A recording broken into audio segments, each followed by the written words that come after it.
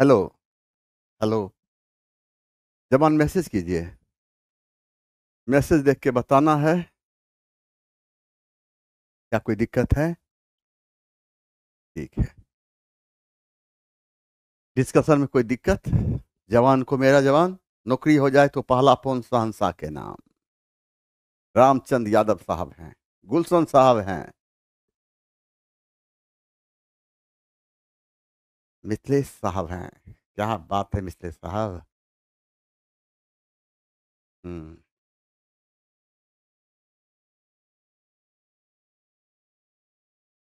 और ऐसा तनवर साहब हैं।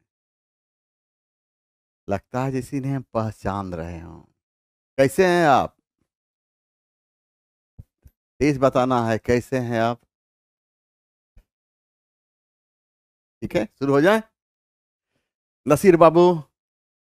ओ नसीर बाबू। इंडिया गेट को लगा दिया जाए। हाँ, इंडिया गेट को लगा दिया जाए, रहने दीजिए। आवाज ठीक है तो शुरू होते हैं। आओ। सब शुरू होंगे तो शुरू होंगे। देखिए यहां पर सुमेलित कीजिए, देखो दिखा रहा है ना। सुमेलित कीजिए। और सुमेलित कीजिए में है क्या है, लेखक है और रचनाएं हैं। और इसमें दो बात हुआ, जो लिखे हैं। और अब यहां पर क्या देखते हैं, सूची ए में है बाण भट्ट। और बाण भट्ट की बात करते हैं।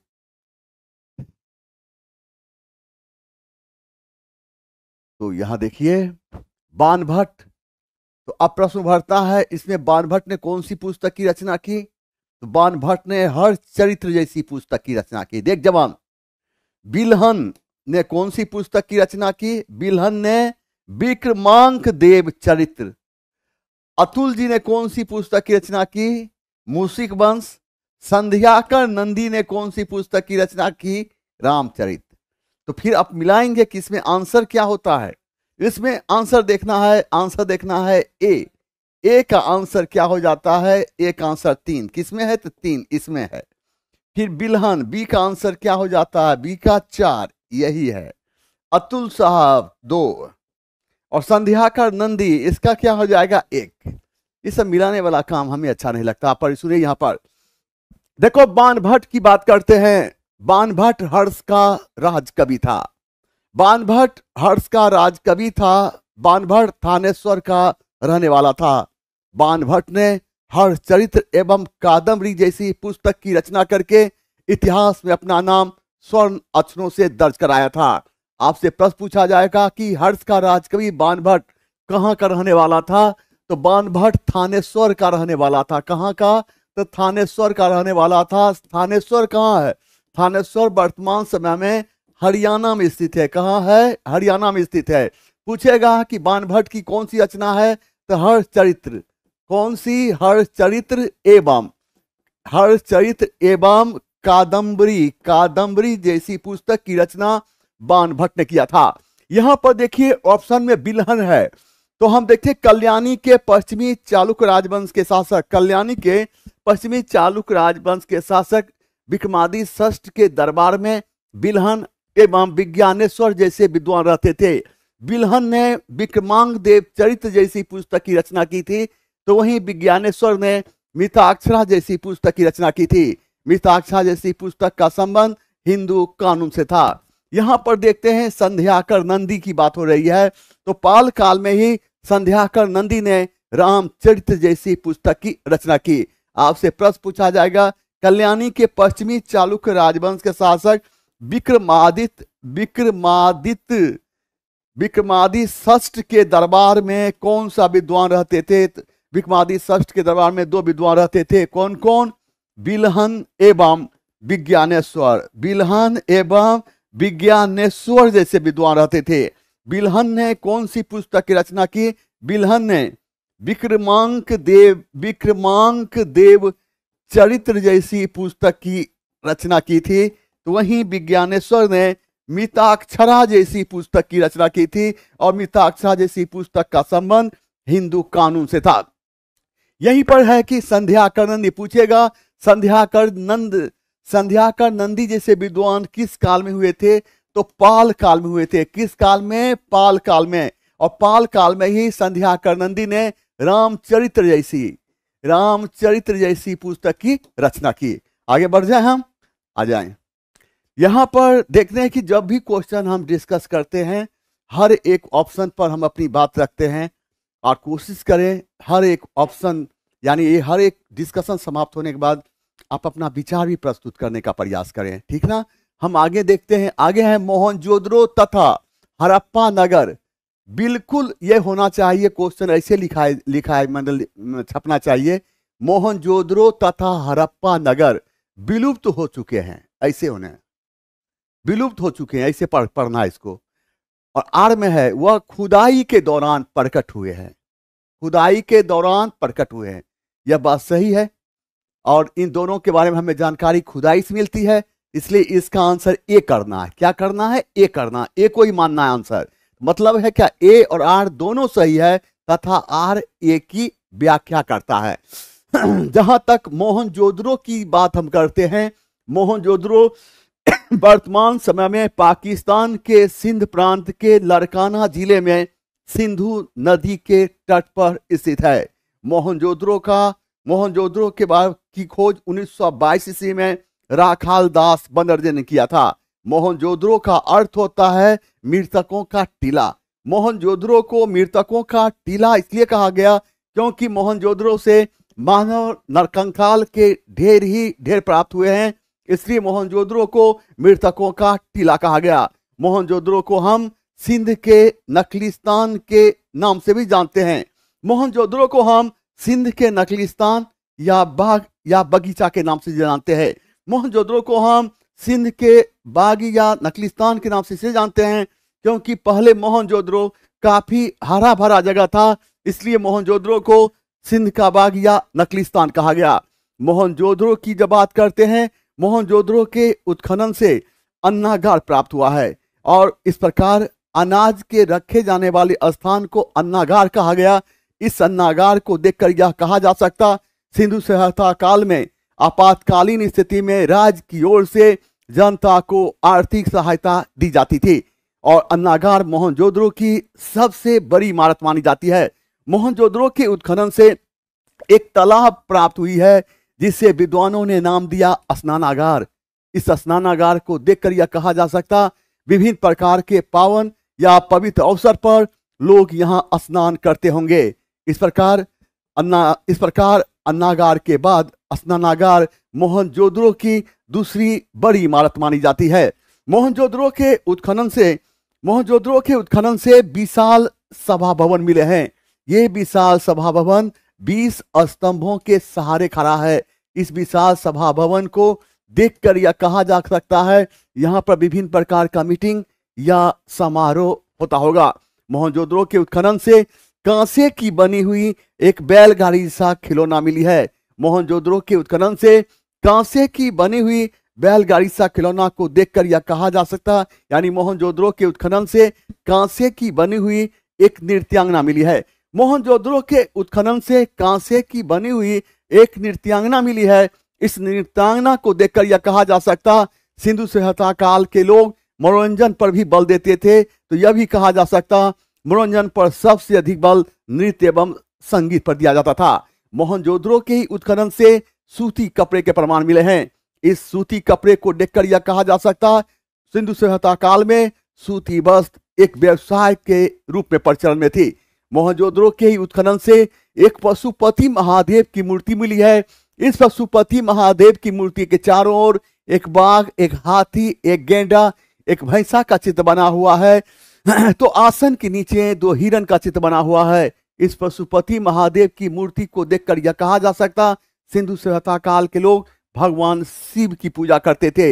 आपसे प्रश्न पूछा जाएगा कि मोहनजोदड़ो की सबसे बड़ी इमारत क्या है, तो मोहनजोदड़ो की सबसे बड़ी इमारत अन्नागार को माना जाता।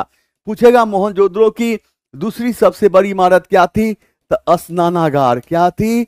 स्नानागार। पूछेगा मोहनजोदड़ो के उत्खनन से एक विशाल सभा भवन मिला है, कितने स्तंभों के सहारे खड़ा है, तो 20 स्तंभों के सहारे। पूछेगा मोहनजोदड़ो के उत्खनन से एक नृत्यांगना मिली है, किसकी बनी हुई है? तो यह कांसे की बनी हुई है। पूछेगा मोहनजोदड़ो के उत्खनन से किस कपड़े का टुकड़ा मिला है? तो सूती कपड़े का टुकड़ा मिला है। किस कपड़े का? सूती कपड़े का टुकड़ा मिला है। पूछेगा मोहनजोदड़ो के उत्खनन से एक पशुपति महादेव की मूर्ति मिली है, इसके चारों ओर एक बाघ, एक हाथी, एक गैंडा, एक भैंसा का चित्र बना हुआ है। तो आसन के नीचे कितने हिरण का चित्र बना हुआ है? तो आसन के नीचे 2 हिरण का चित्र बना हुआ है। जवान, हम डिस्कशन इसी तरह से करते हैं। वन लाइनर डिस्कशन हम आज तक नहीं करवाए हैं। अब वन लाइनर ना पढ़ना है ना डिस्कशन सुनिए। ये ऑनलाइन डिस्कशन अब किसी काम के नहीं होते। अब पूछता है थॉट, पूछता है कॉन्सेप्ट। ये कॉन्सेप्ट रहेगा तभी आप जंग को फतह कर सकते हैं। रही बात यहां पर हम मोहनजोदड़ो की बात किए ही है। अब यहां पर देखते हैं हड़प्पा की बात करते हैं। हड़प्पा के बारे में सर्वप्रथम जानकारी 1826 ईस्वी में चार्ल्स मैनसन ने दिया था।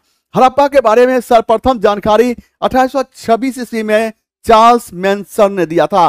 हड़प्पा वर्तमान समय में पाकिस्तान के पंजाब प्रांत के लरकाना जिले में रावी नदी के तट पर स्थित है। हड़प्पा का उत्खनन कार्य 1921 ईस्वी में दयाराम साहनी ने जॉन मार्शल के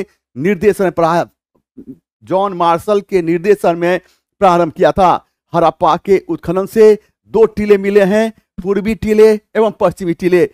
हड़प्पा के उत्खनन से 2 टीले मिले हैं, पूर्वी टीले एवं पश्चिमी टीले।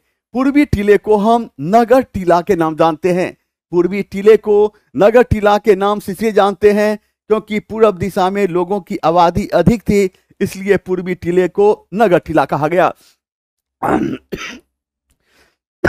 पश्चिमी टीले को हम दुर्ग टीला के नाम जानते हैं। पश्चिमी टीले को दुर्ग टीला के नाम से इसलिए जानते हैं क्योंकि नगरों की रक्षा हेतु पश्चिम दिशा में एक बहुत बड़ा किला का निर्माण किया गया था, इसलिए पश्चिमी टीले को दुर्ग टीला कहा गया। हड़प्पा के उत्खनन से एक कब्रिस्तान मिला है और इस कब्रिस्तान में कुल 37 लोगों को दफनाया गया। इस कब्रिस्तान को चारों तरफ से घेर करके इसे रिजर्व यानी सुरक्षित कर दिया गया। चारों तरफ से घेर करके रिजर्व कर दिया गया, इसलिए इसका नाम पड़ गया आर। क्योंकि इसमें 37 लोगों को दफनाया गया, इसलिए इसका नाम पड़ गया R37। इस प्रकार हड़प्पा के उत्खनन से एक कब्रिस्तान मिला है जिसे नाम दिया गया समाधि R37। हड़प्पा के उत्खनन से कांसे की बनी हुई एक बैलगाड़ी जैसा खिलौना मिली है। इस बैलगाड़ी जैसा खिलौना को देखकर यह कहा जा सकता सिंधु सभ्यता काल में बैलगाड़ी यातायात के मुख्य साधन के रूप में थी। आपसे प्रश्न पूछा जाएगा कि हड़प्पा के बारे में सर्वप्रथम जानकारी कब दी? 1826 ईस्वी में। किसने दिया था? द चार्ल्स मैनसन ने। किसने दिया था? चार्ल्स मैनसन ने दिया था। पूछेगा आपसे कि हड़प्पा वर्तमान में पाकिस्तान के पंजाब प्रांत के लरकाना जिले में किस नदी के तट पर है? तो किस नदी के तट पर? तो रावी नदी के तट पर। पूछेगा हड़प्पा का उत्खनन कार्य कब? 1921 ईस्वी में। कौन? दयाराम साहनी। दयाराम साहनी किसके निर्देशन में? जॉन मार्शल के निर्देशन में। जॉन मार्शल के निर्देशन में प्रारंभ किया था। पूछेगा कि हड़प्पा के, आपसे प्रश्न पूछा जाएगा कि हड़प्पा के उत्खनन से कितने टीले मिले हैं? तो 2 टीले मिले हैं। कौन कौन? पूर्वी टीले एवं पश्चिमी टीले। पूछेगा पूर्वी टीले को किस नाम जानते हैं? तो नगर टीला के नाम जानते हैं। पश्चिमी टीले को हम दुर्ग टीला के नाम जानते हैं। पूछेगा हड़प्पा के उत्खनन से कब्रिस्तान मिला है जिसे क्या नाम दिया गया? समाधि R37। पूछेगा हड़प्पा के उत्खनन से बैलगाड़ी सा खिलौना मिली है, किसका बना हुआ है? तो कांसे का बना हुआ है। यहां पर क्वेश्चन नंबर 3 में देखते हैं, बौद्ध धर्म के प्रचार प्रसार के संबंध में निम्नलिखित कथनों पर विचार कीजिए। नंबर 1 में क्या कहता? कितनों पर विचार कीजिए। ये लाइन जरूर बढ़िया से पढ़ा कीजिए क्या। और फिर नीचे का प्रश्न देखिए क्या कह रहा है। ये देखिए सत्य कह रहा है, मतलब ये 2 में से सत्य चुनना है। तो बौद्ध धर्म के प्रचार प्रसार के संबंध में निम्नलिखित कथनों पर विचार कीजिए। भारत से बाहर श्रीलंका, म्यांमार, थाईलैंड तथा इंडोनेशिया में बौद्ध धर्म का प्रसार हुआ। बिल्कुल सही है।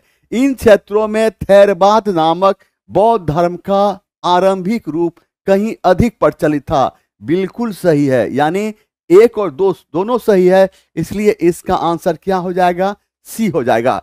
और यहाँ पर थेरवाद की बात करता है। यह बौद्ध धर्म के उपदेश में मौलिकता पर बल देता है। जहां तक सवाल है बौद्ध धर्म की बात, तो याद रखना है बौद्ध धर्म की बात करते हैं। बौद्ध संघ में जहां तक बौद्ध धर्म की बात है तो बौद्ध संघ में प्रवेश के लिए न्यूनतम आयु 15 वर्ष निर्धारित की गई। बौद्ध संघ में चोर, हत्यारे एवं डाकू को प्रवेश की अनुमति नहीं थी। बौद्ध संघ में महिला को भी प्रवेश की अनुमति नहीं थी और महात्मा बुद्ध का निकटतम शिष्य आनंद के कहने पर महिला को बौद्ध संघ में प्रवेश की अनुमति दी गई। बौद्ध संघ में प्रवेश पाने वाली पहली महिला प्रजापति गौतमी थी। यह महात्मा बुद्ध की मौसी एवं सौतेली मां थी। महिला को बौद्ध संघ में प्रवेश की अनुमति देने के बाद महात्मा बुद्ध ने कहा था, इससे बौद्ध धर्म की आयु 500 वर्ष कम हो गई है। महात्मा बुद्ध एवं महावीर स्वामी दोनों ने अपना उपदेश मगध के शासक बिंबिसार के शासनकाल में दिया था। महात्मा बुद्ध एवं महावीर स्वामी दोनों जाति के क्षत्रिय थे। महात्मा बुद्ध शाक्त कुल से संबंधित थे तो महावीर स्वामी ज्ञात्रिक कुल से संबंधित थे। जैन धर्म एवं बौद्ध धर्म दोनों में अहिंसा पर बल दिया गया था, लेकिन जैन धर्म में सबसे अधिक अहिंसा पर बल दिया गया था। जैन धर्म का सबसे अधिक प्रभाव व्यापारी वर्ग पर पड़ा था, तो बौद्ध धर्म का सबसे अधिक प्रभाव महिला एवं शूद्रों पर पड़ा था। जैन धर्म को अंतिम रूप से राजकीय संरक्षण गुजरात के सोलंकी चालुक्य राजवंश के शासक ने दिया था, तो बौद्ध धर्म को अंतिम रूप से राजकीय संरक्षण पाल वंश के शासक ने दिया था।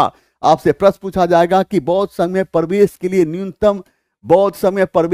न्यूनतम की आयु क्या निर्धारित? 15 वर्ष। कितना? 15 वर्ष। पूछेगा बौद्ध संघ में चोर, हत्यारे एवं डाकू को प्रवेश की अनुमति थी, तो बौद्ध संघ में चोर, हत्यारे एवं डाकू के प्रवेश की अनुमति नहीं थी। पूछेगा कि बौद्ध संघ में प्रवेश पाने वाली पहली महिला कौन थी? तो प्रजापति गौतमी। कौन थी? प्रजापति गौतमी थी।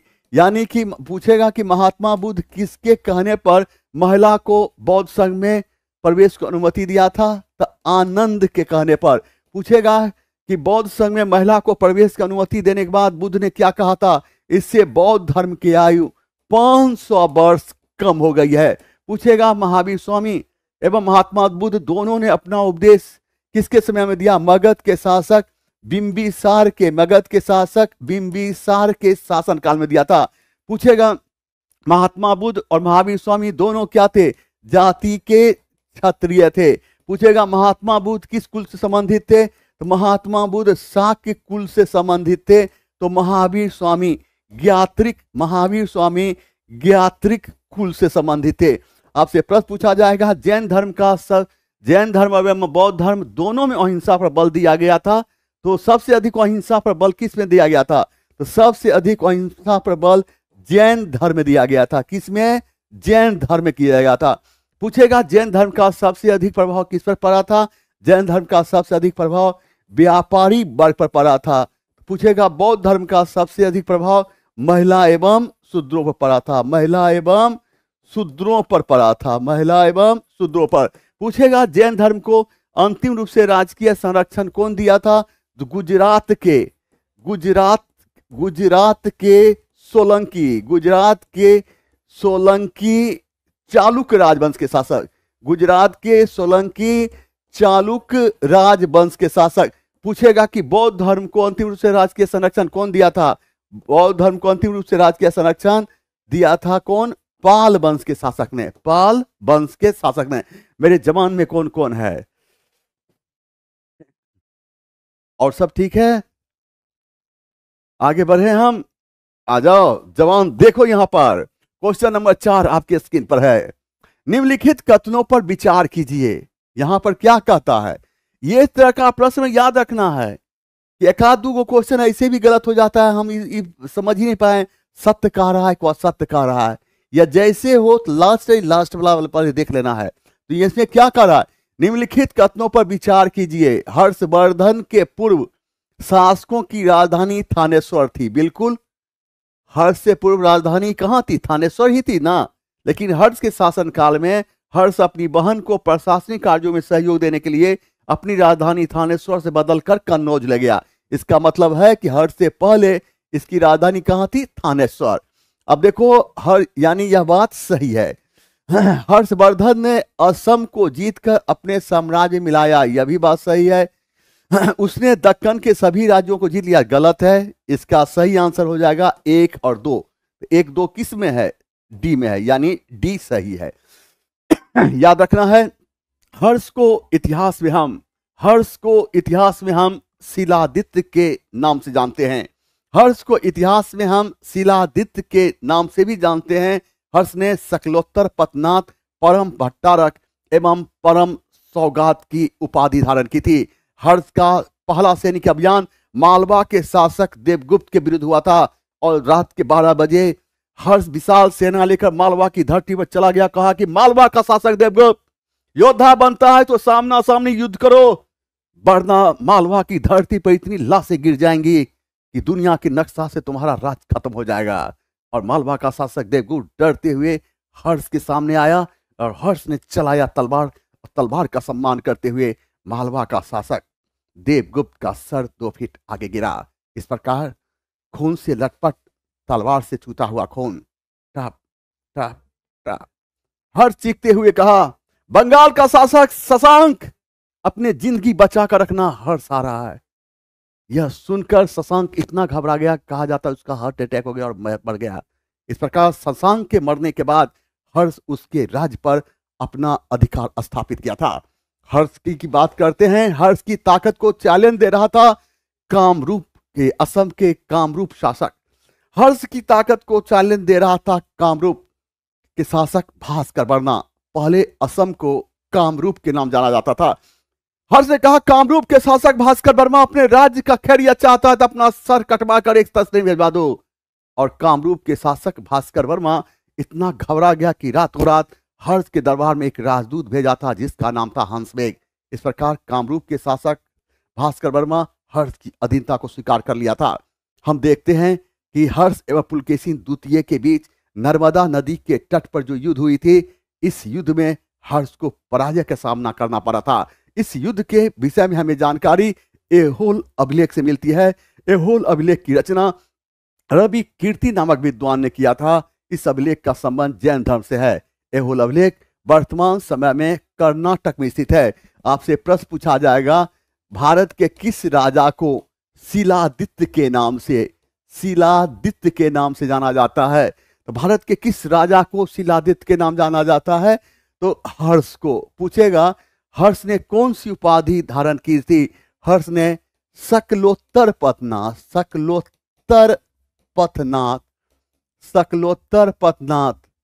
परम भट्टारक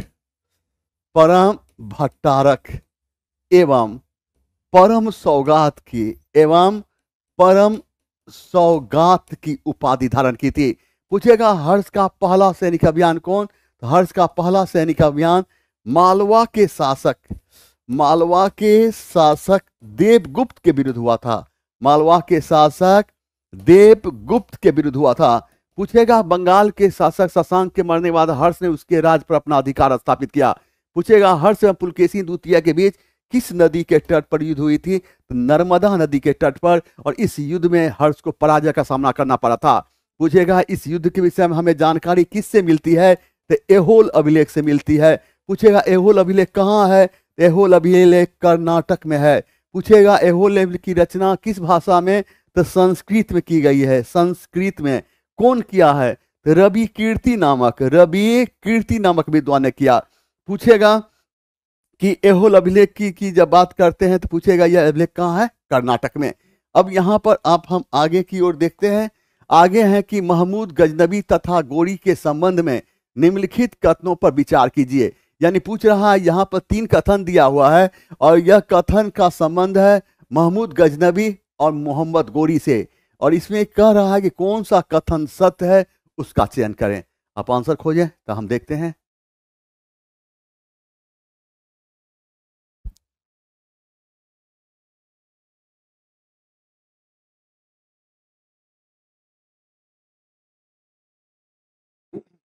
तो यहां पर क्या है? अब यहां पर देखते हैं कि महमूद गजनबी तथा गोरी के संबंध में निम्नलिखित कथनों पर विचार कीजिए और कौन सा कथन उपयुक्त में से कौन से कथन सत्य है। तो यहां पर देखिए, एक योद्धा के रूप में महमूद गजनी गोरी से अधिक सफल था। बिल्कुल सही है, बिल्कुल सही है, क्योंकि महमूद गजनवी को पराजय का सामना नहीं करना पड़ा। दोनों में से किसी को भी इस्लाम की चिंता नहीं थी, बिल्कुल चिंता नहीं थी इस्लाम की। ऐसे महमूद गजनवी के भारत पर आक्रमण करने का मुख्य उद्देश्य कहा जाता है भारत से धन प्राप्त करना एवं इस्लाम का प्रचार करना था, लेकिन ऐसा नहीं कि उसे इस्लाम की चिंता थी, नहीं। यानी दोनों इस्लाम की चिंता उसे नहीं थी। दोनों ने हिंदू अफसरों और सिपाहियों को उपयोग किया, बिल्कुल किया। इसलिए हम कह सकते हैं सत्य कथन चुनने की बात कर रहा, तो इसका हम 1 2 3 दोनों तीनों लेंगे। 1 2 3 इसका सही आंसर हो जाएगा डी। जहां तक महमूद गजनवी की बात करते हैं, महमूद गजनवी की जब हम बात करते हैं, महमूद गजनवी भार हिंदू के महमूद गजनवी ने बुत सीकन की उपाधि धारण किया था। महमूद गजनवी हिंदू के मंदिरों पर आक्रमण करके सारे मूर्ति को नष्ट कर डाला और इस उपलक्ष्य में एक उपाधि धारण की जिसका नाम था बुत सीकन। बुत सीकन का अर्थ होता है मूर्ति भंजक, अर्थात मूर्ति को तोड़ने वाला। महमूद गजनवी ने भारत पर 17 बार आक्रमण किया था। महमूद गजनवी का भारत पर पहला आक्रमण 1000 ईस्वी में सीमावर्ती क्षेत्रों पर हुआ था। महमूद गजनवी का भारत पर सबसे महत्वपूर्ण आक्रमण 1025 से 1026 ईस्वी में सोमनाथ के मंदिर पर हुआ था। महमूद गजनवी का भारत पर अंतिम आक्रमण 1027 ईस्वी में पंजाब के जाट जाति के विरुद्ध हुआ था। आपसे यहां पर प्रश्न पूछा जाएगा कि महमूद गजनवी ने बुत सीकन की उपाधि धारण की। बुत सीकन का अर्थ क्या होता है? बुत सीकन का अर्थ होता है मूर्ति भंजक, अर्थात मूर्ति को तोड़ने वाला। आपसे प्रश्न पूछा जाएगा कि महमूद गजनवी भारत पर कितने बार आक्रमण किया? 17 बार। महमूद गजनवी का भारत पर पहला आक्रमण 1000 ईस्वी में सीमावर्ती क्षेत्र पर। रखना है 1000 ईस्वी, एक यह भी मिलेगा, 1001 भी मिलेगा, लेकिन 1000 में पहला। उसके बाद महमूद गजनवी का भारत पर सबसे महत्वपूर्ण आक्रमण 1025 से 1026 ईस्वी कहां? सोमनाथ के मंदिर पर। और ये सोमनाथ के मंदिर पर महमूद गजनवी का भारत पर सबसे महत्वपूर्ण आक्रमण था। यह महमूद गजनवी का 16वां आक्रमण था। महमूद गजनवी का भारत पर अंतिम आक्रमण 1027 पंजाब के जाट जाति विरुद्ध हुआ था। यह महमूद गजनवी का भारत पर 17वां आक्रमण था। ठीक ना? यहां पर हम देखते हैं कि मोहम्मद गोरी की बात करते हैं। मोहम्मद गोरी मोहम्मद गोरी के भारत पर आक्रमण करने का मुख्य उद्देश्य भारत में मुस्लिम राज की स्थापना करना था। मोहम्मद गोरी का भारत पर पहला आक्रमण 1175 ईस्वी में मुल्तान पर हुआ था। मोहम्मद गोरी ने फिर 1191 ईस्वी में आक्रमण किया। इसे हम तराइन के प्रथम युद्ध के नाम जानते हैं। इस युद्ध में पृथ्वीराज चौहान ने मोहम्मद गोरी को पराजित किया था। फिर मोहम्मद गोरी 1192 ईस्वी में भारत पर आक्रमण किया। इसे तराइन के द्वितीय युद्ध के नाम जानते हैं। इस युद्ध में मोहम्मद गोरी ने पृथ्वीराज चौहान को पराजित किया और कहा जाता है पृथ्वीराज चौहान लड़ते हुए मारे गए। फिर मोहम्मद गोरी 1194 ईस्वी में भारत पर आक्रमण किया। इसे हम चंदावर के युद्ध के नाम जानते हैं। और इस युद्ध में जयचंद्र लड़ता हुआ मारा गया था। मोहम्मद गोरी का भारत पर अंतिम आक्रमण 1205 ईस्वी में पंजाब के खोखर जाति के विरुद्ध हुआ था। मोहम्मद गोरी 1206 ईस्वी में जब अपना देश जा रहा था तो सिंधु नदी के तट पर नमाज पढ़ते समय खोखर ने उसकी हत्या कर दी। आपसे प्रश्न पूछा जाएगा मोहम्मद गोरी के भारत पर आक्रमण करने का मुख्य उद्देश्य क्या था? तो मोहम्मद गोरी के भारत पर आक्रमण करने का मुख्य उद्देश्य भारत में मुस्लिम राज की स्थापना करना था। पूछेगा कि मोहम्मद गोरी का भारत पर पहला आक्रमण कब हुआ था? 1175 ईस्वी में। कहां पर? मुल्तान पर। तराइन का प्रथम युद्ध कब हुआ? 1191 में। तराइन के द्वितीय युद्ध 1192 ईस्वी में। चंदावर का युद्ध 1194 ईस्वी में। इस युद्ध में मोहम्मद गोरी किसको पराजित किया था? तो जयचंद्र को। पूछेगा मोहम्मद गोरी का भारत पर अंतिम आक्रमण 1205 ईस्वी में कब? किसके विरुद्ध? पंजाब के खोखर जाति के विरुद्ध। मोहम्मद गोरी 1206 ईस्वी में कहां जा रहा था? अपना देश। किस नदी के तट पर नमाज पढ़ा? सिंधु नदी के तट पर नमाज पढ़ते समय ने खोखर ने उसकी हत्या कर दी। आगे आ जाइए। यहां पर इस प्रश्न को बनाने का प्रयास करें तो फिर हम आगे बढ़ते हैं। नीतीश कुमार साहब,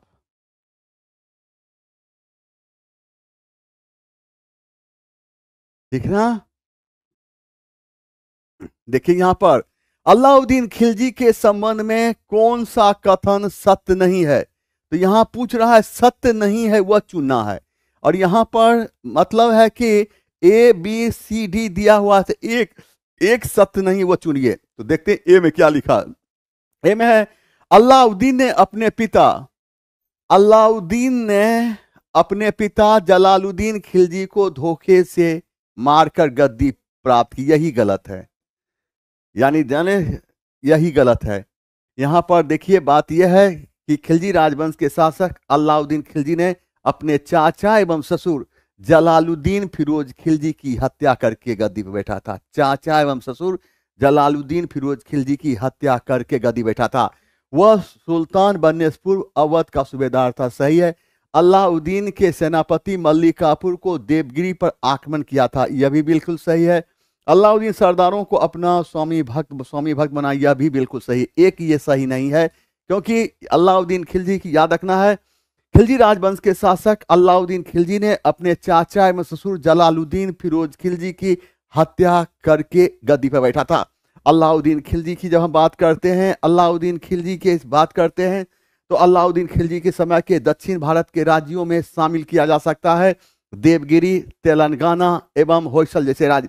देवगिरी के शासक रामचंद्र देव ने अलाउद्दीन खिलजी की अधीनता को स्वीकार कर लिया। इससे खुश होकर अलाउद्दीन खिलजी ने देवगिरी के शासक रामचंद्र देव को राय रायन की उपाधि प्रदान की थी। तेलंगाना के शासक प्रताप रुद्र देव ने सोने की एक मूर्ति बनवाकर गले में सिक्का डलवाकर साथ में कोहिनूर हीरा मल्लिक काफूर को भेंट किया था। तो होयसल राज्य के शासक वीर बल्लाल तृतीय ने भी, होयसल राज्य के शासक,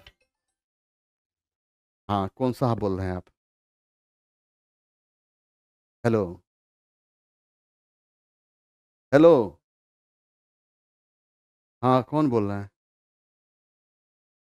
बोलिए। अमेरिका? कहाँ फोन लगा है? अमेरिका लगा। हाँ क्या बोल रहे थे हम? क्या बोल रहे थे? हाँ तो होयसल राज्य के शासक वीर बल्लाल तृतीय ने भी अलाउद्दीन खिलजी की अधीनता को स्वीकार कर लिया। अलाउद्दीन खिलजी की जब हम बात करते हैं, अलाउद्दीन खिलजी के समय में सबसे अधिक मंगोल आक्रमण हुआ था। मंगोल आक्रमण से रक्षा हेतु अलाउद्दीन खिलजी ने दिल्ली में सीरी नामक किला का निर्माण कराया था। अलाउद्दीन खिलजी ने दिल्ली में अलाई दरवाजा का निर्माण कराया। इसे कुतुब मीनार का प्रवेश द्वार माना जाता है। अलाउद्दीन खिलजी ने शुद्ध इस्लामी शैली में दिल्ली में जमात खान नामक मस्जिद का निर्माण कराया था। यह भारत का पहला मस्जिद माना जाता है जो शुद्ध इस्लामी शैली में निर्मित है। अलाउद्दीन खिलजी की जब हम बात कर रहे थे, आपसे प्रश्न पूछा जाएगा, खिलजी राजवंश के किस शासक ने अपने चाचा एवं ससुर जलालुद्दीन फिरोज खिलजी की हत्या करके गद्दी पर बैठा था? उसका नाम था अलाउद्दीन खिलजी। उसका नाम था अलाउद्दीन खिलजी। क्या नाम था? अलाउद्दीन खिलजी। यहां पर की बात करते हैं अलाउद्दीन खिलजी।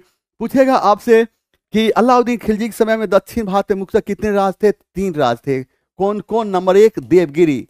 देवगिरी के राजा का नाम क्या था? तो देवगिरी के राजा का नाम रामचंद्र देव था। रामचंद्र देव था। अलाउद्दीन खिलजी ने रामचंद्र देव था। अलाउद्दीन खिलजी ने रामचंद्र देव को रायन की उपाधि प्रदान की थी।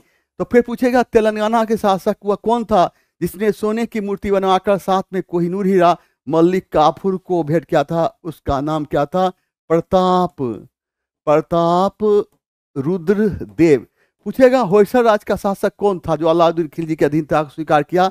वीर बल्लाल तृतीय। कौन था? वीर बल्लाल तृतीय। पूछेगा कि अलाउद्दीन खिलजी के समय में सबसे अधिक किसका आक्रमण हुआ था? तो मंगोल आक्रमण हुआ था। पूछेगा मंगोल आक्रमण से रक्षा है तो सीरी नामक किला का निर्माण कहाँ करवाया था? तो सीरी नामक किला का निर्माण दिल्ली में करवाया था। पूछेगा अलाउद्दीन खिलजी ने अलाई दरवाजा का निर्माण कहाँ कराया? तो दिल्ली में कराया। पूछेगा अलाई दरवाजा क्या है? यह कुतुब मीनार का प्रवेश द्वार है। कुतुब मीनार का प्रवेश द्वार है। पूछेगा अलाउद्दीन खिलजी ने शुद्ध इस्लामी शैली में जमात खान नामक मस्जिद कहाँ बनवाया? तो जमात खान नामक मस्जिद दिल्ली बनवाया। यह भारत का पहला मस्जिद जो शुद्ध इस्लामी शैली में निर्मित है।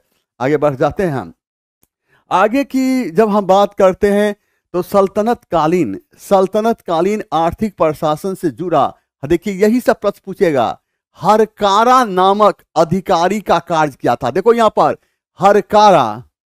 हरकारा नामक अधिकारी का काम क्या था? देखिए यहां पर इसका सही आंसर हो जाएगा कि डाक व्यवस्था का अधिकारी, यानी हरकारा का संबंध डाक व्यवस्था था। याद रखना है, दिल्ली सल्तनत काल में गुप्तचर एवं डाक विभाग का प्रधान बरीद ए ममालिक नामक अधिकारी होता था। बरीद ए मुमालिक नामक अधिकारी होता था।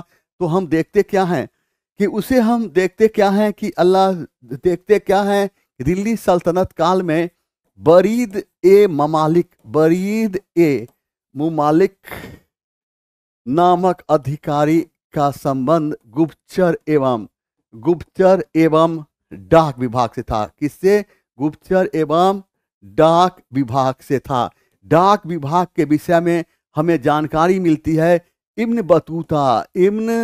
बतूता की रचना रहला से। इब्न बतूता की रचना रहला से। आप देखो यहाँ पर दीवान ए इंसा का संबंध, दिल्ली सल्तनत काल में दीवान ए इंसा, देख दीवान ए इंसा का संबंध, दीवान ए इंसा का संबंध पत्राचार से था। किससे था? पत्राचार से था। देखते जाओ दीवान इंसा का। दीवान ए अर्ज, देखो यहाँ पर दीवान ए अर्ज या आरिज का संबंध, दीवान ए अर्ज या आरिज का संबंध किससे था? सैन विभाग से। किससे था? सैन विभाग से। देखते जाओ यहाँ पर, वहीं पर हम देखते हैं दीवान ए बंदगान का संबंध। देखते जाओ जवान रे, दीवान ए बंदगान का संबंध किससे? दास विभाग से था। यानी दास की देखभाल हेतु इस विभाग की स्थापना की। और किसने किया था? फिरोज शाह तुगलक ने। फिरोज शाह तुगलक की जब हम बात करते हैं, फिरोज शाह तुगलक दारुल सफा जैसे विभाग का संबंध किससे था? तो निःशुल्क चिकित्सा व्यवस्था से। निःशुल्क चिकित्सा व्यवस्था से। आपसे प्रश्न पूछा जाएगा कि सल्तनत कालीन आर्थिक प्रशासन से जुड़ा हरकारा नामक अधिकारी का कार्य क्या था? तो डाक विभाग का अधिकारी था। पूछेगा कि डाक विभाग एवं गुप्तचर विभाग का प्रधान कौन होता है? तो वहां पर बरीद ए मुमालिक। आपसे प्रश्न पूछा जाएगा कि डाक व्यवस्था के विषय में जानकारी किससे मिलती है? इब्न बतूता की रचना रहला से। पूछेगा दीवान ए इंसा का संबंध किससे है? तो पत्राचार से। पूछेगा दीवान ए अर्ज या आरिज का संबंध किससे है? तो सैन विभाग से। पूछेगा आपसे दीवान ए बंदगान का संबंध किससे है? दास विभाग से। दारुल सफा का संबंध किससे है? तो निःशुल्क चिकित्सा व्यवस्था से। जवान बातें तो बहुत है, हम आगे बढ़ते हैं। खाट देख, सुमेलित कीजिए। सुमेलित की विदेशी यात्री सूची है। देखो यहाँ पर निकोलो कॉन्टी, ये के देवराय प्रथम के शासनकाल निकोलो कॉन्टी। अब्दुल रज्जाक देवराय द्वितीय। देख यहाँ पर स्टुअर्ट बारबोसा, कहाँ? कृष्णदेव राय। नूनीज अच्युत देव राय।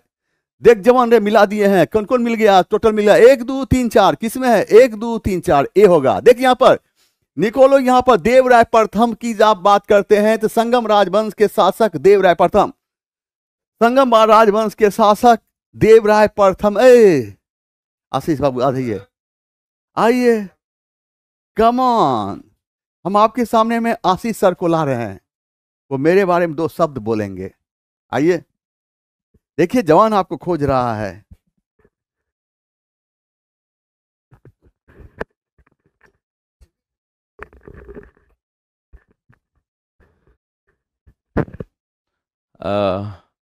बहुत सारे बच्चे जुड़े हुए हैं सर, और तो सर पढ़ा रहे होंगे, टेस्ट का डिस्कशन सर ले रहे हैं, और देखते हैं कि सर किस अंदाज में पढ़ाते हैं। नॉन स्टॉप सर का चलता है, ये एक्सपीरियंस बोलता है। और जो सर बोलते होंगे, हमको लगता है कि वो क्वेश्चन निकलता होगा, क्योंकि वो एग्जाम का क्वेश्चन है। तो आप सभी लोग जोरदार तरीके से सेशन को एकदम लाइक भी कीजिए, और आप ये कोशिश कीजिए कि जितना देर हम बैठ करके सर का क्लास कर रहे हैं, इसी में रिजल्ट भी देना है। हमको लग रहा है कि अगर आप शिद्दत से अगर तैयारी कीजिएगा तो आपका रिजल्ट श्योर होगा। नहीं, अगर आपको लग रहा होगा कि जबरदस्ती पढ़ रहे तब रिजल्ट नहीं होगा। लेकिन अगर आपको लग रहा होगा कि हमको रिजल्ट चाहिए, रिजल्ट लेने के लिए हम सर का क्लास देख रहे हैं, श्योर आपका रिजल्ट हो जाएगा। इसके लिए आपको अलग से कुछ और सोचने की जरूरत ही नहीं है। ठीक है, चलिए सर, हम आपका समय नहीं लेंगे, क्योंकि ये समय आपके लिए बहुत बहुमूल्य है। ठीक है, बहुत बहुत धन्यवाद सर। आशीष सर से मिलाया आपको और मजा आ गया सर, आ गया ना? सर ही इतने अच्छे सर हैं, इनके हर एक शब्द में मजा आ जाएगा। टाइम कम है, 6:30 तक। अब देखिए यहाँ पर देखते हैं लिंगायत समुदाय के संबंध में कौन सा कथन सत्य नहीं है। यहाँ पर ये शिव की आराधना लिंग के रूप में करते हैं, यह बिल्कुल सही है। इस और इस समुदाय के पुरुष स्कंद पर सोने के एक पिटारे में एक लघु लिंग को धारण कर, यह सही नहीं है। जंगम अर्थात यायावर भिक्षु लिंगायत से संबंधित थे, यह बिल्कुल सही है। याद रखना है, लिंगायत संप्रदाय सबसे अधिक प्रचलन, लिंगायत संप्रदाय के लोग शिवलिंग की पूजा करते थे। लिंगायत संप्रदाय सबसे अधिक दक्षिण भारत में प्रचलन में थी। लिंगायत संप्रदाय को दक्षिण भारत में संगम कहा जाता था। लिंगायत संप्रदाय की स्थापना अलग प्रभु एवं उनके शिव वासव ने किया था। आपसे प्रश्न पूछा जाएगा कि लिंगायत संप्रदाय के लोग किसकी पूजा करते थे, तो शिवलिंग की पूजा करते थे। पूछेगा लिंगायत संप्रदाय सबसे अधिक किधर प्रचलन में था, तो दक्षिण भारत में प्रचलन था। पूछेगा लिंगायत संप्रदाय को दक्षिण भारत में क्या कहा जाता था, तो दक्षिण भारत में जंगम कहा जाता था। पूछेगा लिंगायत संप्रदाय की स्थापना किसने किया था, तो अलभ प्रभु एवं उनके शिष्य वासव ने। आगे आ जाइए। यहाँ पर मुगल कालीन भू राजस्व के संबंध में निम्नलिखित कथनों पर विचार कीजिए। अकबर ने वार्षिक राजस्व निर्धारण की प्रणाली फिर से प्रारंभ की, सही है। कानूनगो नामक अधिकारी वास्तविक खेती की स्थिति की जानकारी बादशाह को भेजा, भी सही है। अकबर के काल में पूरे उत्तर भारत करोड़ी, देखो करोड़ी नाम से जाने वाले अम्ल भर्ती थे, तो यह भी सही है। इसका आंसर क्या हो जाएगा, 1, 2, 3 यानी सी इसका सही आंसर है। और अकबर ने 1573 ईस्वी में उत्तर भारत में करोड़ी नामक अधिकारी की नियुक्ति किया था, जिसका मुख्य उद्देश्य था कि राजस्व के रूप में वार्षिक वसूली कम से कम 1 करोड़ होनी चाहिए। वह 1 साल भर में 1 करोड़ राजस्व वसूल करता था, इसलिए इस अधिकारी का नाम करोड़ी पड़ा। मुगल काल में भूमि कर उपज का 1/3 भाग लिया जाता था, लेकिन शाहजहां के समय में उपज का 1/2 भाग लिया जाने लगा। पूछेगा कि अकबर के समय में करोड़ी नामक अधिकारी उत्तर भारत में कब नियुक्त किया था, तो 1573 ईस्वी में। और इसका संबंध किससे था, तो राजस्व की वसूली से। पूछेगा कि मुगल काल में भूमि कर उपज का कितना लिया जाता था, 1/3 भाग, तो शाहजहां के समय में उपज का कितना लिया जाने लगा, उपज का 1/2 भाग। यहां पर आइए, रंजीत सिंह के संबंध में निम्नलिखित कथनों पर विचार कीजिए। इनका संबंध, निम्नलिखित कथनों पर विचार कीजिए, यहां पर सत्य कथन चुनना है। इनका संबंध शुक्र चाकिया मिसल से था, बिल्कुल सही है। इन्होंने सतलज के पश्चिम में सभी सिख प्रधान को अपने अधीन कर पंजाब में अपना राज स्थापित किया, बिल्कुल सही है। भू राजस्व का हिसाब 40% सकल उत्पादन के आधार पर लाया गया, गलत है, यह नहीं होना चाहिए। रंजीत सिंह के समय में भू राजस्व लिया जाता था 2/5 से लेकर कितना लिया जाता, 1/3 तक लिया जाता था, 1/3 तक, इसलिए इसका ये गलत। रंजीत सिंह यूरोपीय प्रशिक्षण की सहायता से एक शक्तिशाली और अनुशासित फौज तैयार किया था, ये बिल्कुल सही है। तो इसका मतलब पूछ रहा है क्या, सत्य है। सत्य में कौन कौन होगा, 1, 2, 4, किसमें है, 1, 2, 4, इसका सही आंसर डी होगा। रंजीत सिंह की बात करते हैं। रंजीत सिंह शुक्र चाकिया मिसल संबंधित थे।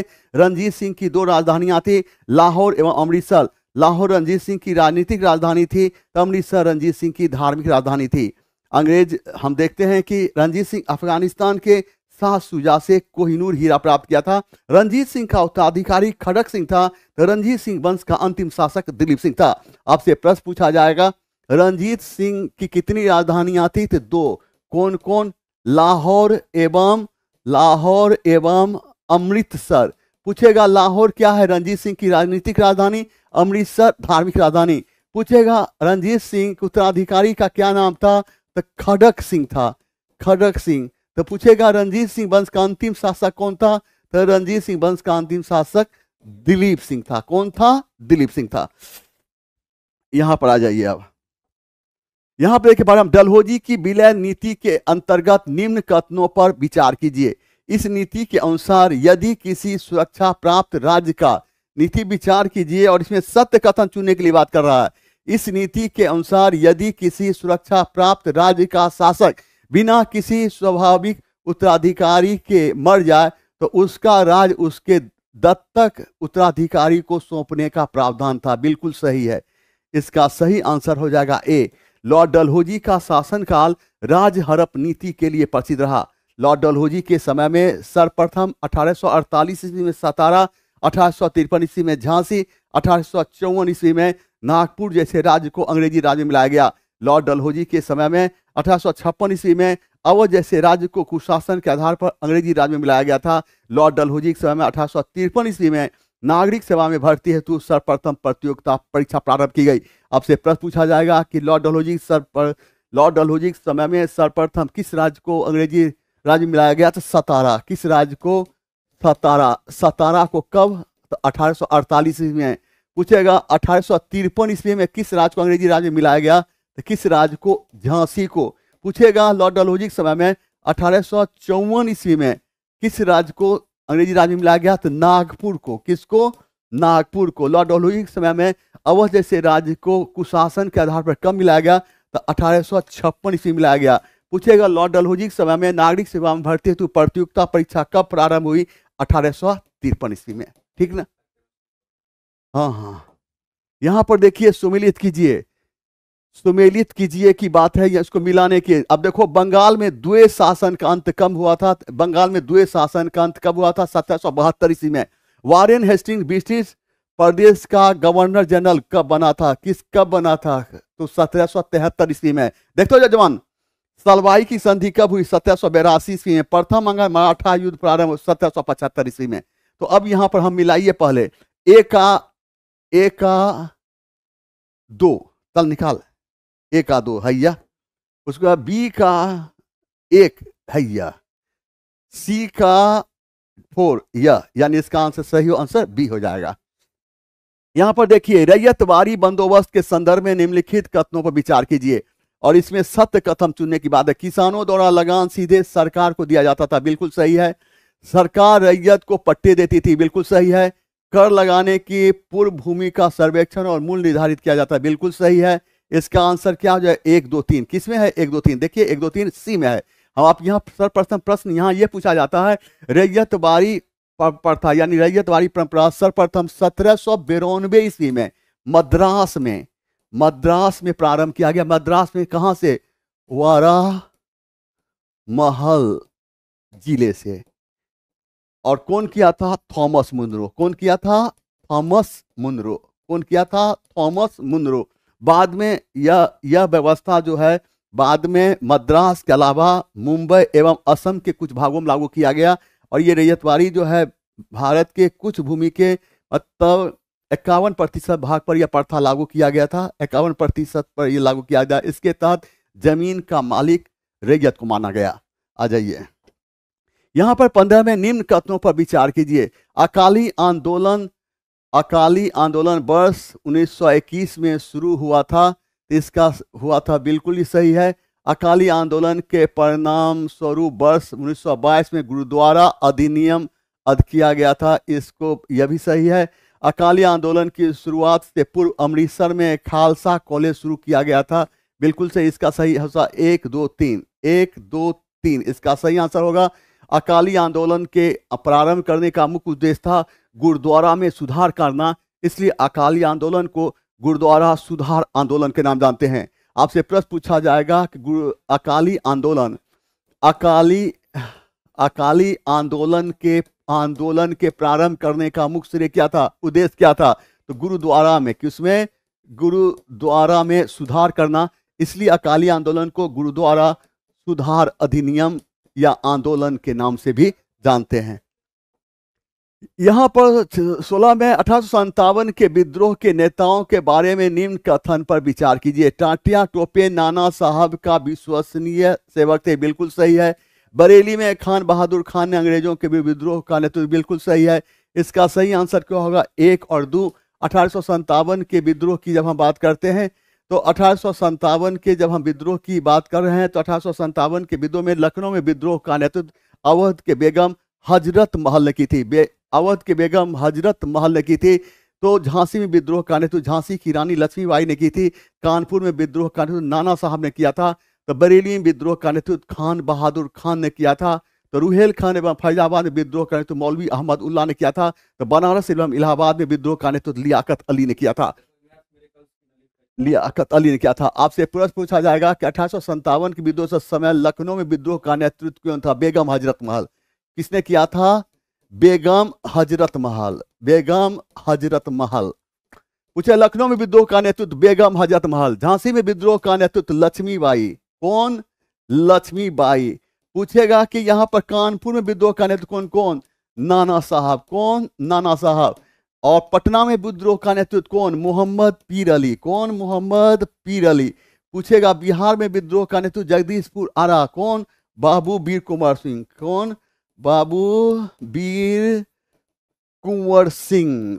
पूछेगा बरेली में विद्रोह का नेतृत्व कौन किया? खान बहादुर खान। खान बहादुर खान ने किया था।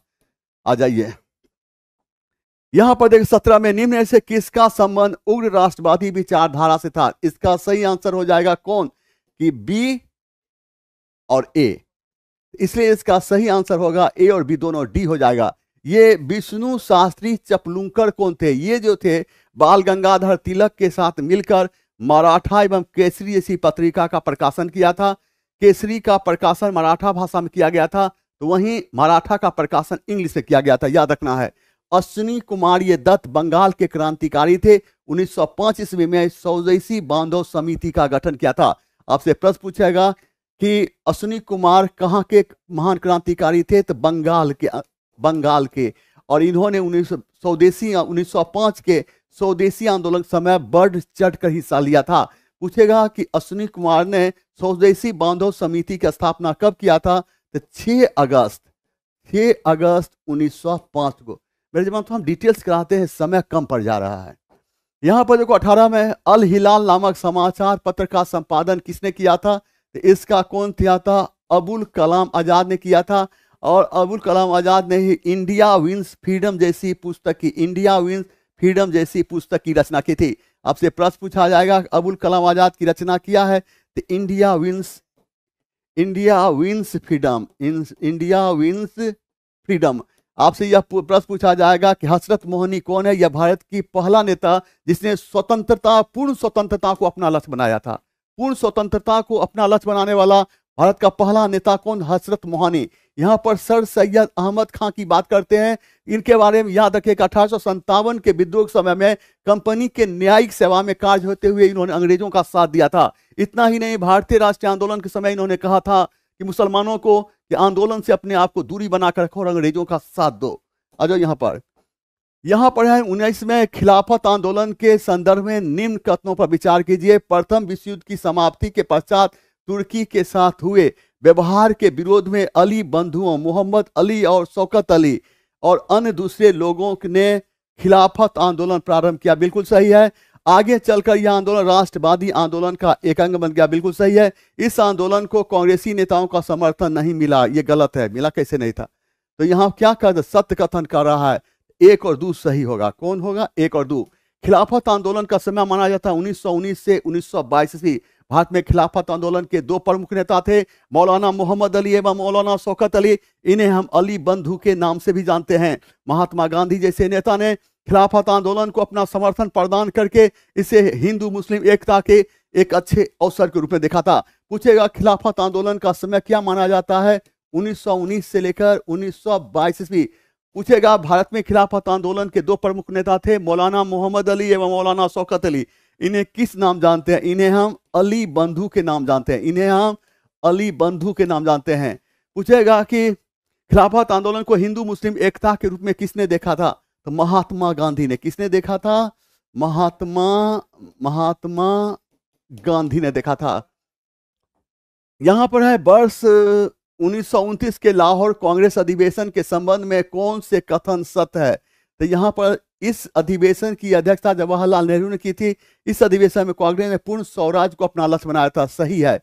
ए और बी और सही है, तो इसमें क्या होगा? ए और बी ये दोनों सही है। इसका सही आंसर सी होगा।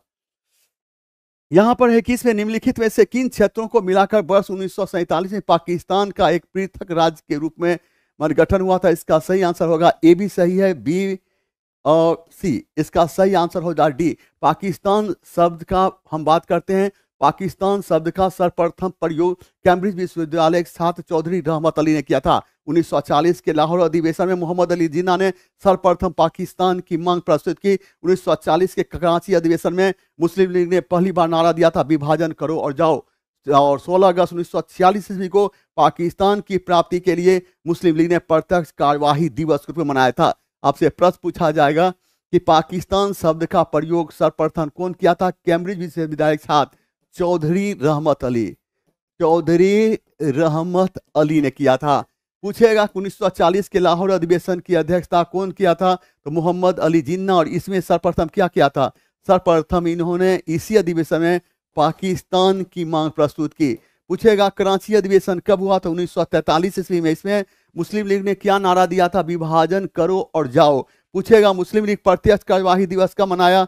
16 अगस्त 1946 ईस्वी को।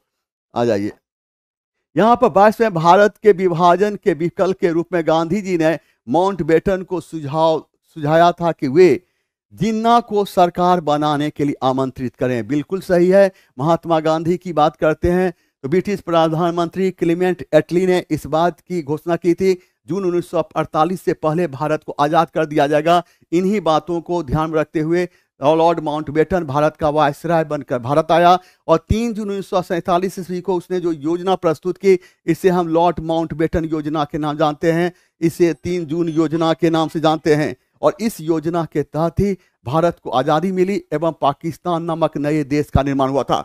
आपसे प्रश्न पूछा जाएगा कि क्लीमेंट एटली ने इस बात की घोषणा की थी कब तक भारत को आज़ाद किया? जून 1948 से पहले भारत को आज़ाद कर दिया जाएगा। पूछेगा कि इन्हीं बातों को ध्यान में रखते हुए लॉर्ड माउंटबेटन भारत का वायसराय बनकर कहाँ आया? भारत आया। और 3 जून 1947 ईस्वी जो योजना प्रस्तुत कर उसे क्या कहते हैं? लॉर्ड माउंटबेटन योजना।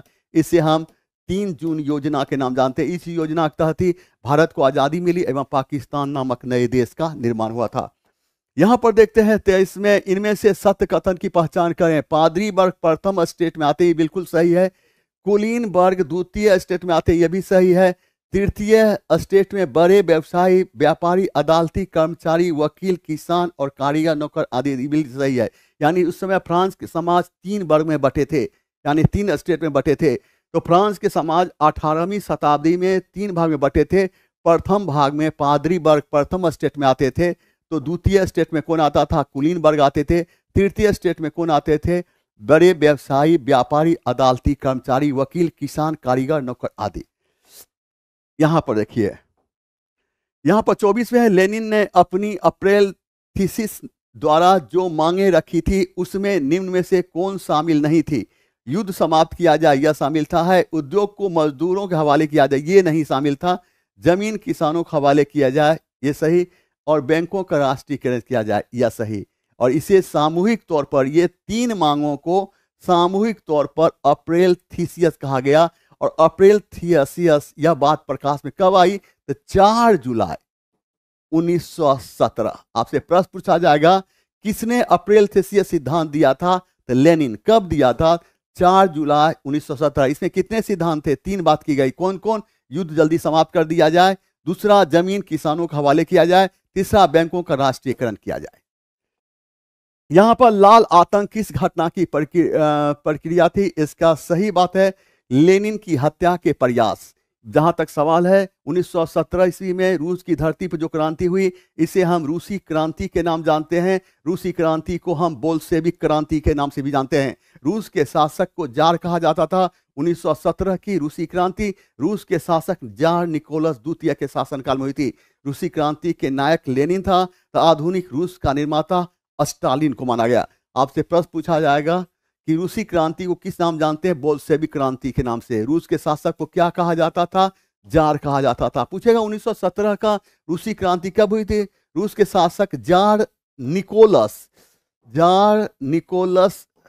द्वितीय के शासनकाल में। पूछे रूसी क्रांति का नायक कौन था? तो लेनिन था।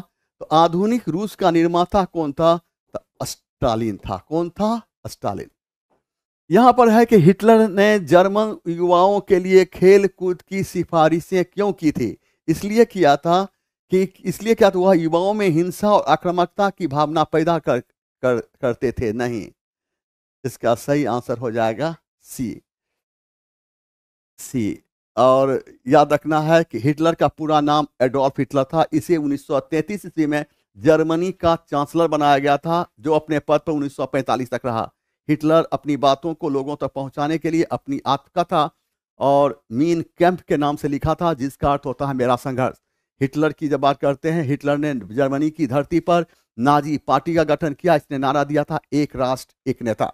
आपसे प्रश्न पूछाएगा कि हिटलर का वास्तविक नाम क्या था? Adolf Hitler. कौन? Adolf Hitler.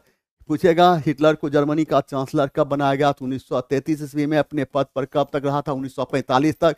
पूछेगा हिटलर अपनी आत्मकथा किस नाम से लिखा था? मीन कैंप के नाम से लिखा था। हिटलर ने जर्मनी की धरती पर किस पार्टी का गठन किया? नाजी पार्टी का गठन किया था। और पूछेगा कि हिटलर ने नारा दिया क्या था? एक राष्ट्र एक नेता। यहाँ पर 1727 में प्रथम विश्व युद्ध के पश्चात हस्ताक्षरित वर्साय की संधि में जर्मनी को तबाह कर दिया, क्योंकि जर्मनी में उपनिवेश खो दिया और इसे असैनिकरण कर दिया गया और क्षतिपूर्ति की राशि अत्यधिक थी और उपयुक्त में एक से अधिक। इसका सही आंसर हो जाएगा डी। इसका सही आंसर हो जाएगा डी। अब है क्या कि वर्साय की संधि की जब हम बात करते हैं तो वर्साय की संधि के तहत ही प्रथम विश्व युद्ध की समाप्ति हुई थी और ये वर्साय की संधि जर्मनी की धरती के साथ की गई थी और वर्साय की संधि जर्मनी के 18 जून 1919 को किया गया था। वर्साय की संधि के तहत जर्मनी प्रदेश के बहुत बड़े भाग पर मित्र राष्ट्रों ने अधिकार कर लिया। जर्मनी की सेना को विघटित कर दिया गया।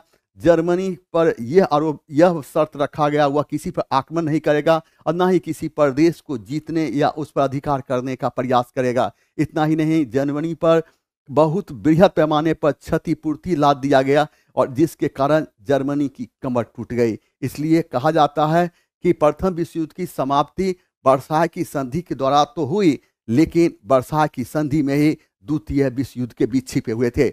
आपसे प्रश्न पूछा जाएगा कि वर्साय की संधि किसके साथ हुई थी? वर्साय की संधि जर्मनी के साथ हुई थी। और कब हुई थी? 18 जून 1919। पूछेगा वर्साय की संधि के द्वारा किस युद्ध की समाप्ति हुई थी? प्रथम विश्व युद्ध की। किसकी? प्रथम विश्व युद्ध की समाप्ति हुई थी। और पूछा जाएगा कि वर्साय की संधि में वर्साय की संधि का उल्लंघन कौन किया था? तो हिटलर किया था। कौन किया था? तो हिटलर किया था। हिटलर 1939 ईस्वी में पोलैंड पर आक्रमण किया और इस आक्रमण के साथ ही दूसरे विश्व युद्ध की शुरुआत हुई थी। यहाँ पर देखो 28वें अमेरिकी स्वतंत्रता संग्राम का परिणाम है, तो इसका सही आंसर होगा अमेरिका का आधुनिक संविधान विश्व का प्रथम लिखित संविधान बनाया गया। यह सही है। विश्व में प्रथम बार आधुनिक शैली का प्रजातंत्र स्थापित किया। बिल्कुल सही है। अमेरिका विश्व का प्रथम राष्ट्र बना जिसमें धर्म चर्च को राजनीतिक मामलों से अलग करके उसे व्यक्तिगत विषय बनाया गया। बिल्कुल सही है, याद रखना है। इसका सही आंसर होगा डी। अमेरिका के मूल निवासी को रेड इंडियन कहा जाता था। अमेरिकी स्वतंत्रता संग्राम का तत्कालिक कारण माना जाता है 1773 ईस्वी में होने वाली बोस्टन टी पार्टी की घटना। अमेरिकी स्वतंत्रता संग्राम के समय नारा दिया गया था, प्रतिनिधित्व नहीं तो कर नहीं। अमेरिकी स्वतंत्रता संग्राम के नायक जॉर्ज वाशिंगटन थे और जॉर्ज वाशिंगटन को अमेरिका का पहला राष्ट्रपति बनाया गया था। अमेरिका के राष्ट्रपति अब्राहम लिंकन ने कहा था, प्रजातंत्र जनता का, जनता के लिए, जनता द्वारा शासित है। अब्राहम लिंकन ने 1863 ईस्वी में अमेरिका की धरती से दास प्रथा को समाप्त किया था। अमेरिका संसार का पहला देश है जिसने लिखित संविधान प्रस्तुत किया था। अमेरिका संसार का पहला देश है जहां पर प्रजातंत्र की स्थापना हुई थी और अमेरिका संसार का पहला देश है जहां पर सर्वप्रथम जनता के लिए समानता एवं मौलिक अधिकार की घोषणा की गई। पूछेगा अमेरिका के मूल निवासी को क्या क्या? रेड इंडियन कहा गया। पूछेगा कि अमेरिकी स्वतंत्रता संग्राम का तत्कालिक कारण क्या था? बोस्टन टी पार्टी की घटना। बोस्टन टी पार्टी की घटना। यह घटना कब हुई थी? 1773 ईस्वी में। पूछेगा अमेरिकी स्वतंत्रता संग्राम के नायक कौन थे? तो जॉर्ज वाशिंगटन थे। अमेरिका संसार का पहला देश है जिसमें सर्वप्रथम लिखित संविधान प्रस्तुत किया था। अमेरिका संसार का पहला देश है जहां पर प्रजातंत्र की स्थापना हुई और जनता के लिए समानता एवं मौलिक अधिकार की घोषणा की गई। यहाँ पर है किस संधि द्वारा स्वतंत्र यूनान राष्ट्र का उदय हुआ था? इसका सही आंसर है कुस्तुनतुनिया की संधि। और ये कुस्तुनतुनिया की संधि के तहत की यह संधि 1832 ईस्वी में हुई थी और इस संधि के तहत यूनान राष्ट्र का उदय हुआ था। याद रखना है कुस्तुनतुनिया का अपनी महत्ता थी और कुस्तुनतुनिया को इस्तांबुल के नाम से जानते हैं। कुस्तुनतुनिया का पतन 1453 ईस्वी में हुई थी। कुस्तुनतुनिया यूरोप एवं एशिया के बीच व्यापार के लिए सेतु का काम करता था। जब तुर्कों ने 1453 ईस्वी में कुस्तुनतुनिया पर अधिकार कर लिया तो कुस्तुनतुनिया का पतन हो गया, और कुस्तुनतुनिया के पतन के साथ ही यूरोप का एशिया के साथ जो व्यापारिक संबंध था वह टूट गया। आपसे प्रश्न पूछा जाएगा कुस्तुनतुनिया का वास्तविक नाम क्या था? कुस्तुनतुनिया किस नाम जानते हैं? इस्तांबुल के नाम से जानते हैं। किस नाम से? इस्तांबुल के नाम जानते हैं। कुस्तुनतुनिया का पतन कब हुआ? तो 1453 ईस्वी। कुस्तुनतुनिया पर किसने अधिकार कर लिया था? तुर्कों ने कर लिया था। कुस्तुनतुनिया किसके बीच व्यापार के सेतु काम करता था? यूरोप और एशिया। इधर देखिए, यहाँ पर स्टेपलर्स और फूलर्स किसे कहा जाता है? तो फूलर फूल या प्लॉटिंग करके कपड़ा इकट्ठा करता है, सही है। और स्टेपलर्स या ऊन को उसके फाइबर के अनुसार काटता है। इसका सही आंसर ए और बी दोनों होगा। 30 यहाँ पर देख 31 में सत्य कथन की पहचान करें। रूसी सेना के कैडेटों को सरकारी इमारतों की रक्षा का काम जिन्हें सौंपा गया उन्हें क्या कहा गया? उन्हें जंकर्स कहा जाता था। क्या कहा जाता था? जंकर्स। बोल्शिविकों के प्रति वफादार नाविकों द्वारा पेट्रोग्राड में लाया गया रूसी क्रूज को क्या कहा गया? अरोरा कहा गया। बस यही दो लाइन को याद करना, इसमें आगे क्या बोलना है। यहां पर देखिए 32 से किस घटना से राजनीतिक रेडिकवादी विचारों को बल मिला? इसका सही आंसर है क्या है? 1923 के आर्थिक संकट। बात यह है रेडिकवादी विचारधारा किसको कहते हैं? क्रांतिकारी तरीके से जब सामाजिक संरचना में बदलाव किया जाए। अब यह प्रश्न उभरता है, ये रेडिकवादी विचारधारा कहां पर काम करता था? जर्मनी में काम करता था। यह बताइए 1923 में जर्मनी में आर्थिक संकट क्यों आ गया? जर्मनी पर बहुत सारा कर्ज था, और इस कर्ज को तोड़ने के लिए जर्मनी बृहद पैमाने पर रुपये की छपाई की, जिससे क्या हुआ? जर्मनी में रुपये की मूल्य घट गई, और मूल्य के घटने से वस्तु का दाम बढ़ गया। इसलिए कहा जाता है 1923 के आर्थिक संकट और इस संकट का संबंध है जर्मनी से। यहां है कि दक्षिण अफ्रीका में रहने की अवधि में महात्मा गांधी ने निम्न में से जिस पत्रिका का प्रकाशन किया उसका नाम क्या है? तो दक्षिण अफ्रीका में महात्मा गांधी ने इंडियन ओपिनियन जैसी पत्रिका का प्रकाशन किया था, और इंग्लैंड से दक्षिण अफ्रीका जाते समय जहाज पर हिंद स्वराज जैसी पुस्तक की रचना की थी। तो माय एक्सपेरिमेंट विथ ट्रुथ यह महात्मा गांधी की आत्मकथा है। माय एक्सपेरिमेंट विथ ट्रुथ यह महात्मा गांधी की आत्मकथा है। यह पुस्तक मूल रूप से अंग्रेजी भाषा में लिखा गया। महात्मा गांधी ने यंग इंडिया, नवजीवन एवं हरिजन जैसी पत्रिका का प्रकाशन किया था। यहां पर देखते हैं गांधीवादी विचारधारा किन से प्रभावित रही? तो इसका सही आंसर होगा उपर्युक्त में से सभी। रस्किन, थोरो एवं टॉल्स्टॉय। अब ये रस्किन कहाँ का रहने वाला? इंग्लैंड का था। ये बहुत बड़ा दार्शनिक एवं कवि था। ये थोरो कहाँ का था? अमेरिका का रहने वाला। यह बहुत बड़ा दार्शनिक एवं कवि था। ये टॉल्स्टॉय कहाँ का रहने वाला? रूस का था, और इसने वार एवं पीस जैसी पुस्तक की रचना की थी। इन सारे लोगों से गांधी जी प्रभावित थे। अब यहाँ पर देखते हैं कि 35 में निम्नलिखित कथनों पर विचार कीजिए। डॉक्टर राजेंद्र प्रसाद ने और की विचार कीजिए, और इसमें कौन से सही है? सही कथन चुना है। डॉक्टर राजेंद्र प्रसाद ने महात्मा गांधी को चंपारण आने तथा कृषकों की समस्या की जांच करने के लिए राजी किया। डॉक्टर राजेंद्र प्रसाद महात्मा गांधी को चंपारण आने, यही तो पकड़ा गया। महात्मा गांधी को चंपारण आने के लिए किसने प्रेरित किया था? राजकुमार शुक्ल ने किया था। इसलिए यह गलत हो गया। तो इसमें सही चुनने के लिए कहा सिर्फ 2 सही है, सिर्फ 2। चंपारण जांच में आचार्य जेबी कृपलानी महात्मा गांधी के सहयोगियों में से एक थे, यही सही है। अनुतु चंपारण सत्याग्रह का संबंध तिनकठिया पद्धति से था, और तिनकठिया पद्धति का संबंध नील की खेती है। चंपारण सत्याग्रह रवींद्रनाथ टैगोर ने गांधी को महात्मा की उपाधि प्रदान की थी। यहाँ पर देखें बिहार आने वाला पहला अंग्रेज यात्री कौन था? तो रॉल्फ फिश था। बिहार आने वाला पहला अंग्रेज यात्री रॉल्फ फिश था। यह 1585 ईस्वी में अकबर के दरबार में आया था। बिहार आने वाला पहला विदेशी यात्री मेगासनीज था, और ये चंद्रगुप्त मौर्य के दरबार में था। मेगासनीज यूनान का रहने वाला था। इसने यूनानी भाषा में पाटलिपुत्र को पोलीबोथरा कहा था। आपसे प्रश्न पूछा जाएगा बिहार आने वाला पहला अंग्रेज यात्री को रॉल्फ फिश पूछेगा। रॉल्फ फिश का 1585 ईस्वी में अकबर के दरबार में आया था। किसके दरबार में? अकबर के दरबार में। पूछेगा बिहार आने वाला पहला विदेशी यात्री का कौन था? तो मेगासनीस था। कौन था? तो मेगासनीस था। मेगासनीस किसके दरबार में रहता था? चंद्रगुप्त मौर्य के दरबार में। किसके दरबार में? चंद्रगुप्त मौर्य के दरबार में। पूछेगा मेगासनीस यूनानी भाषा में पाटलिपुत्र को क्या कहा? तो पोली बोथरा कहा। पोली बोथरा कहा। पोली बोथरा क्या है? चंद्रगुप्त मौर्य की राजधानी है। इसमें चंद्रगुप्त मौर्य का महल लकड़ी का बना हुआ है। यहां पर देखिए है आपको 37 में बिहार के लिए एक लगान परिषद यानी रेवेन्यू काउंसिल ऑफ पटना का गठन हुआ। कब हुआ था? तो 1770 ईस्वी में। आपसे प्रश्न पूछा जाएगा लगान परिषद का गठन कब किया गया? तो 1770 में। कहां किया गया था? तो पटना में किया गया था। प्रश्न पूछेगा लगान परिषद का नाम बदलकर क्या कर दिया गया? रेवेन्यू काउंसिल ऑफ पटना कर दिया गया। यहां पर है कि बिहार में कंपनी सरकार के विरुद्ध विद्रोह करने वाला नाना सिंह मुख्यतः कहां के जमींदार थे? ये कहां के? नवादा के जमींदार थे। तो बिहार में कंपनी सरकार के विरुद्ध विद्रोह करने वाला नाना सिंह कहां के जमींदार थे? तो ये नाना सिंह जमींदार कहां के थे? तो नवादा के थे। और बड़े बड़े जमींदारों ने इनका समर्थन दिया और इनके क्रांति में समाज की हर वर्ग हर उम्र के लोग शामिल थे और अपनी तरीका से अपनी क्रांतिकारी विचारधारा से लोगों में एक जुनून फूंक दी और अंग्रेजी सरकार कुछ समय के लिए घबरा भी गई। यहां पर देखें कि अली करीम और लुप्पू अली खां मीर अली रंगरेज कहां के 1857 के विद्रोह के नेता थे? इसका सही आंसर हो जाता पटना। याद रखना 1857 के विद्रोह में पटना में विद्रोह का नेतृत्व मुख्य रूप से मोहम्मद पीर अली ने किया था। लेकिन इन लोगों का नाम भी इतिहास में स्वर्ण अक्षरों से आज भी दर्ज है।